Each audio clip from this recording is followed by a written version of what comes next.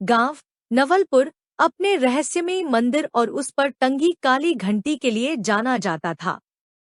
बुजुर्ग कहते थे कि यह घंटी 100 साल पहले यहाँ आई थी, जब अंग्रेजों के समय गांव में अकाल पड़ा था। कहा जाता है कि तब गांव के पंडित ने गांव को बचाने के लिए किसी गुप्त साधना की थी, और उसी साधना के बाद ये घंटी अचानक मंदिर के द्वार पर प्रकट हो गई।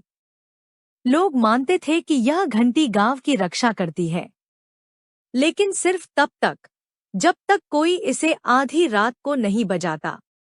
रीमा, जो शहर से गांव घूमने आई थी, बहुत आधुनिक विचारों की लड़की थी।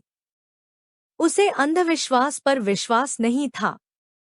उसके चचेरे भाई और दोस्त अक्सर उसे चिढ़ाते कि तुम तो बहुत बहादुर हो, क्यों न तुम ही जाकर वो घंटी बजा दो। शुरू में रीमा हंसकर टाल देती, लेकिन अंदर से उसकी जिज्ञासा बढ़ती जा रही थी। एक रात बिजली चली गई थी और पूरा गांव अंधेरे में डूबा था। इसी बीच दोस्तों ने उसे चुनौती दी, अगर तूने वाकई घंटी बजा दी तो हम सब मान लेंगे कि भूत प्रेत कुछ नहीं होते। रीमा ने बिना सोचे मान लिया।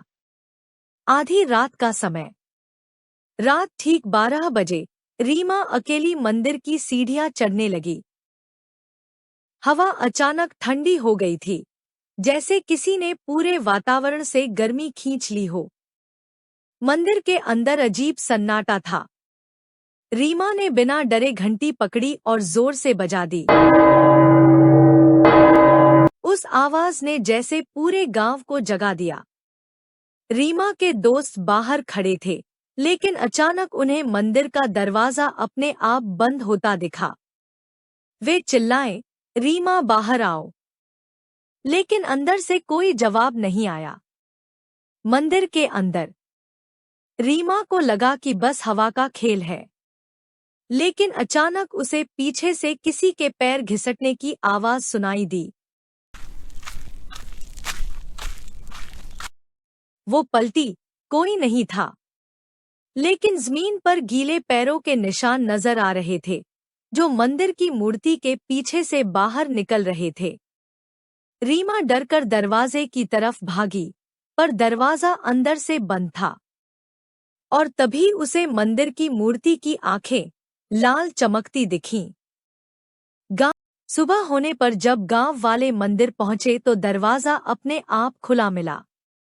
अंदर न रीमा थी, न उसका कोई सामान, सिर्फ घंटी धीरे धीरे हिल रही थी। गांव का सबसे बुजुर्ग आदमी बोला, वो घंटी कभी नहीं बजनी चाहिए थी। अब जिस आत्मा को 100 साल पहले बांधा गया था, वो आजाद हो चुकी है। सब लोग कांप गए। गायब होती परछाइयां। उसके बाद से गांव में अजीब घटनाएं होने लगी।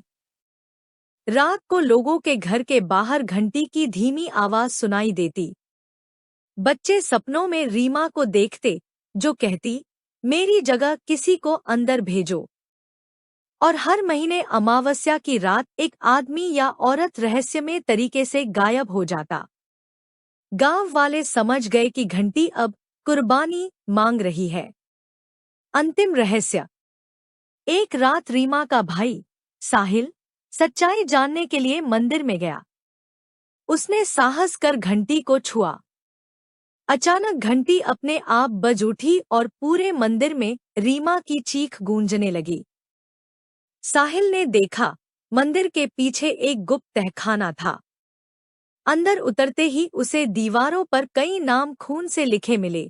सब वही लोग थे जो पिछले 100 सालों में गायब हुए थे।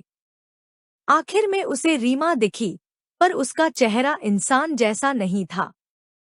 आंखें लाल और मुस्कान डरावनी। वो बोली, साहिल, अब मेरी बारी पूरी हो चुकी है, अब तुम्हारी है।